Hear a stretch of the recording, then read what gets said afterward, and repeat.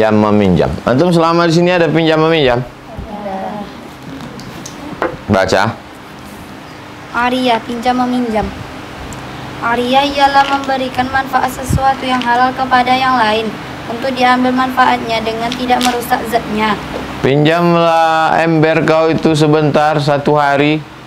Yang dipinjam itu apanya?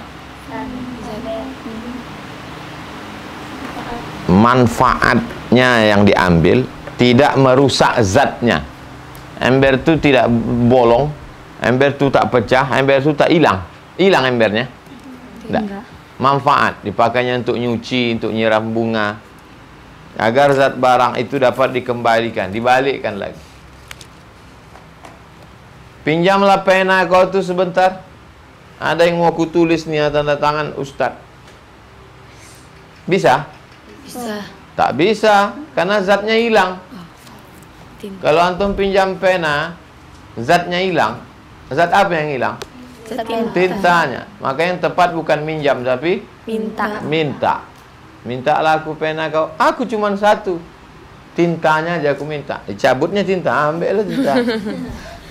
Aku pinjam tinta, aku pinjam penanya, ku minta tintanya. Serumit itukah agama Islam? Jelimet, ribet, sulit, susah, payah, bertele-tele. Itu makanya berlaku ada namanya urf. Apa arti urf? Kebiasaan, tradisi. Tradisi kalau orang sudah minjam itu pasti artinya dipakai. Jadi tak perlu kalian merubah itu karena udah jadi urf. Itulah makna urf. Paham urf? Paham. Pinjamlah pena itu. Kau tak boleh bilang pinjam pena. Karena pena itu kan kau pakai tintanya. Gimana kau membalikkannya? Jadi, aku pinjam penanya, ku pakai tintanya.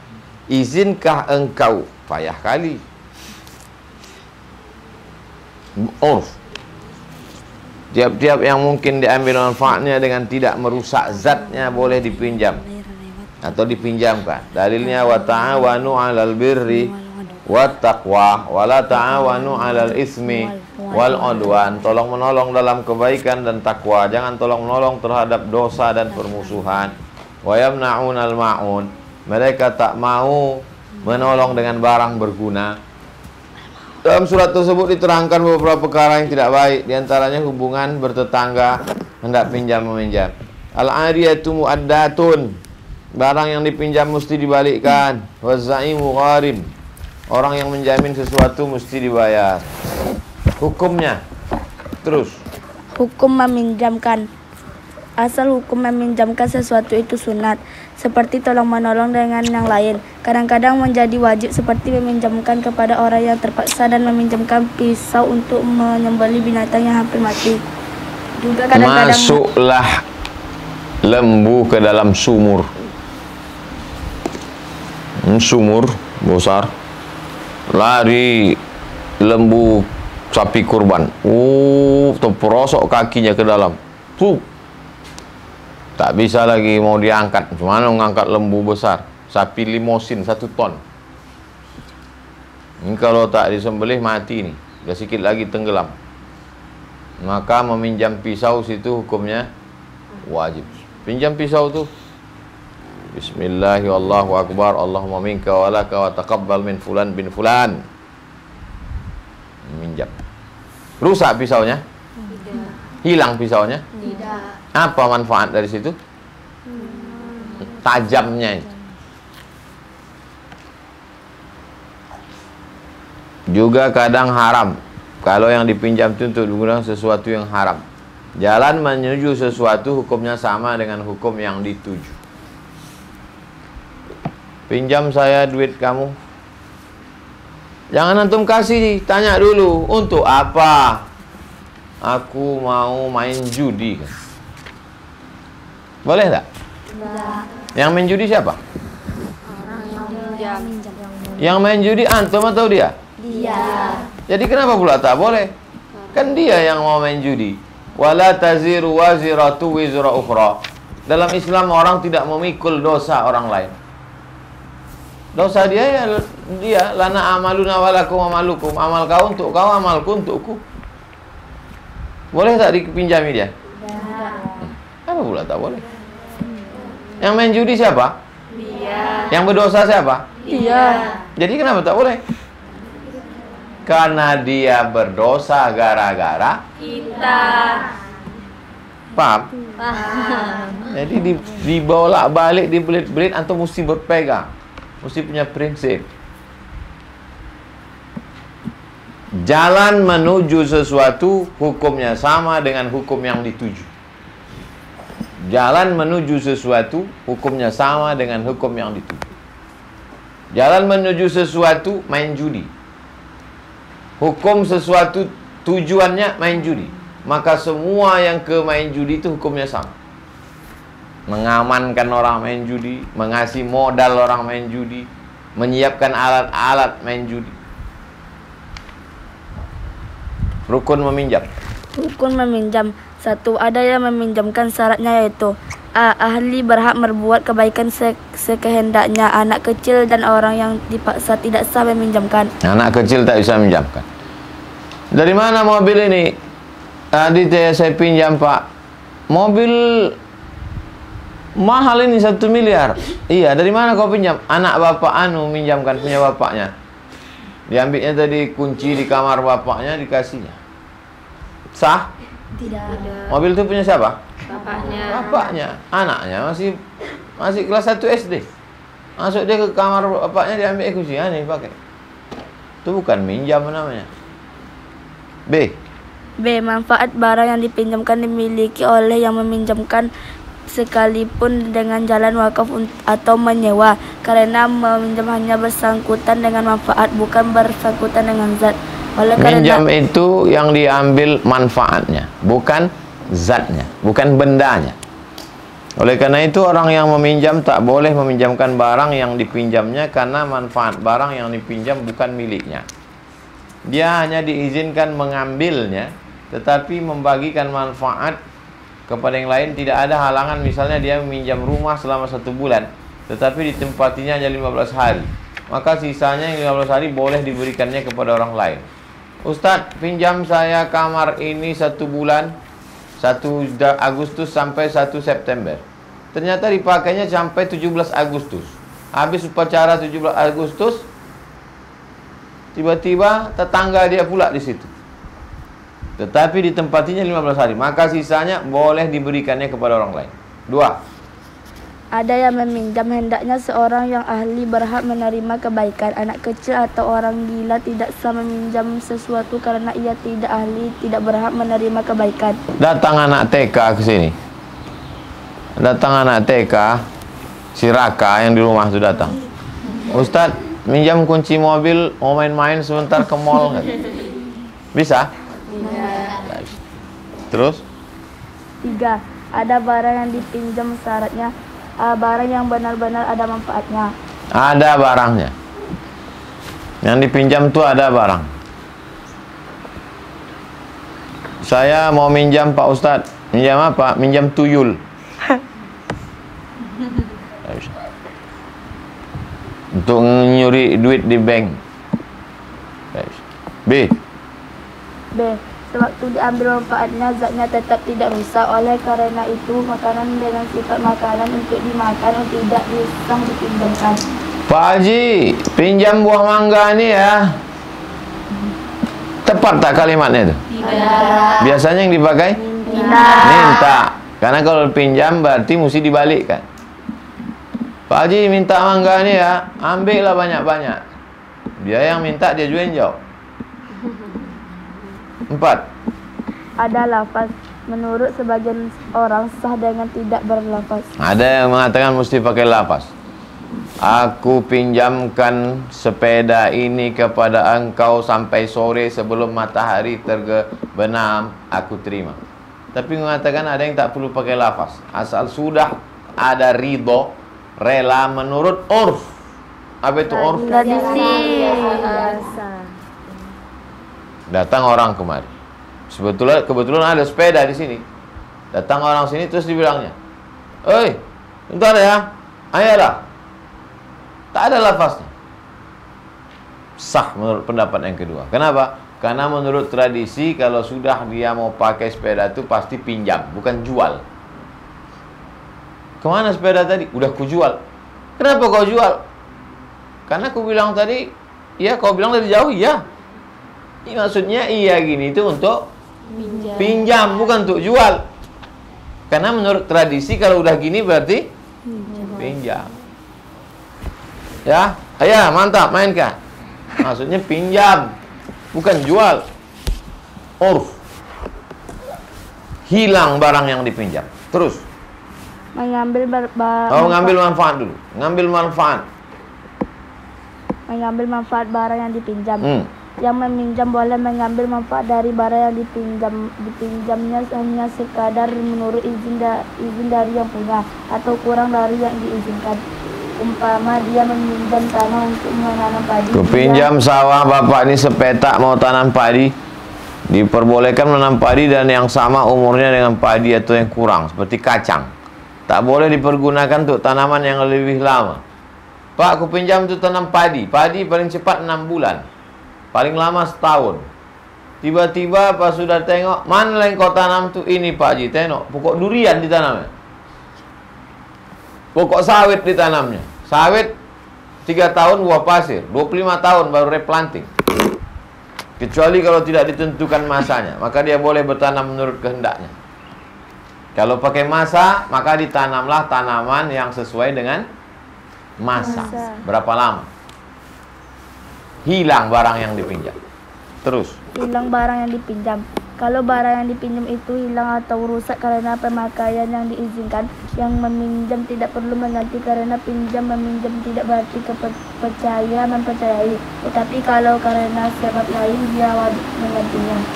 Pinjam saya sepeda ini Pak Ustadz, saya mau pergi ke depan sebentar. Ya. Sampai di tengah jalan, masuk ke lubang, rusak lingkaran sepeda itu, bengkok dia, baling. Barang yang dipinjam itu hilang atau rusak karena pemakaian. Karena pemakaian, bukan karena yang lain. Maka tak perlu dia mengganti. Apalagi memang karena sepeda itu sudah lama dipakai karena pemakaian. Tapi kalau karena sebab lain, kau naik sepeda ini tadi kenapa bisa sampai bengkok lingkarnya ini? Iya Pak, kawan saya di tengah jalan ikut pula numpang. Mana kawan kau tuh? Ini, beratnya 180. Maka itu karena sebab lain. Normal aja. Dia beratnya 50 kilo, sendirian naik sepeda itu dari sini ke sana. Pas masuk lubang, tak perlu dia ganti. Karena normal. Memang udah takdir. Saya pun tak boleh zolim. Kau mesti ganti sepeda baru. Wah, zolim kita, aniaya. Itu bukan menolong namanya, menelan. Bukan menolong. Dari Safwan bin Umayyah, sesungguhnya Nabi telah meminjam beberapa baju perang dari Safwan pada perang Hunain. Safwan bertanya, paksaankah ya Muhammad sallallahu alaihi wasallam? Rasul menjawab, bukan, tetapi pinjaman yang dijamin. Kemudian baju itu hilang sebagian. Maka Rasulullah mengumpulkan kepada Safwan bahwa akan diganti. Safwan berkata, saya sekarang telah mendapat kepuasan dalam Islam. Menurut pendapat yang lebih kuat, kerusakan yang hanya sedikit akibat pemakaian yang diizinkan tak perlu diganti. Karena terjadinya disebabkan pemakaian yang diizinkan. Kaedahnya, ridho pada sesuatu berarti ridho pula pada akibatnya. Kalau ridho, rela sepeda itu dipinjam, berarti rela pula lah jari-jarinya patah. Kalau rela sepeda motor itu dipinjam, berarti rela pula lah rusak spakboardnya. Mengembalikan barang yang dipinjam. Mengembalikan yang dipinjam. Kalau mengembalikan barang yang dipinjam tapi memerlukan ongkos, maka ongkos itu hendaknya dipikul oleh yang meminjam. Ustadz, pinjam saya sepeda motor nih, mau saya bawa ke Kisaran. Saya mau pulang kampung. Antum bawalah ke Kisaran. Pas mau membalikkannya kemari, antum tak balik lagi. Maka dari Kisaran kemari bensinnya Kalau dinaikkan ke bis, ongkosnya siapa yang menanggung? Yang meminjam. Yalah, saya juga lagi nanggungnya. Antum lah yang nanggung. Nabi bersabda, "Alal yadi ma akhazat hatta yu'addiyah." Tanggung jawab barang yang diambil atas yang mengambil sampai dikembalikan barang itu. Terus, pada tiap-tiap waktu yang meminjam dan meminjamkan tidak berhalangan bila ingin mengembalikan atau meminta kembali pinjaman, sebab ariyah adalah akad yang tidak tetap, kecuali apabila meminjam untuk perkuburan, maka pinjaman itu tidak boleh dikembalikan sebelum hilang bekas-bekas mayat. Berarti sebelum mayat hancur menjadi tanah, ia tidak boleh meminta kembali atau meminjamkan tanah untuk menanam padi. Tidak meminjam boleh. Tanah untuk menanam. Tak ada di kampung ini tanah pekuburan. Tak ada tanah wakaf kuburan. Ustadz, pinjam tanah Ustadz. Berapa hektar? 2 kali 1 meter aja. Hah? 2 kali 1 meter. Kau mau nanam apa? Mau nanam bapakku mati. Bisa? Bisa apa tak bisa? Tidak. Kenapa kalian diam? Kecuali apabila meminjam untuk pekuburan, maka pinjaman itu tidak boleh dikembalikan sebelum hilang-hilang bekas mayat. Maka boleh dia meminjam tanah 1 kali 2 meter, ya, pinjamlah. Dimasukkannya bapaknya ke dalam tanah itu, nanti dibalikkannya setelah jenazahnya hancur. Berapa lama jenazah hancur? Menurut urf. Beda antara tanah gambut sama tanah gurun pasir. Sampai tulang belulang, daging hancur, digali udah tak ada lagi, barulah dibalikkan. Sebelum mayat hancur jadi tanah, dia tak boleh minta kembali. Terus, tidak boleh diminta kembali sebelum mengetam.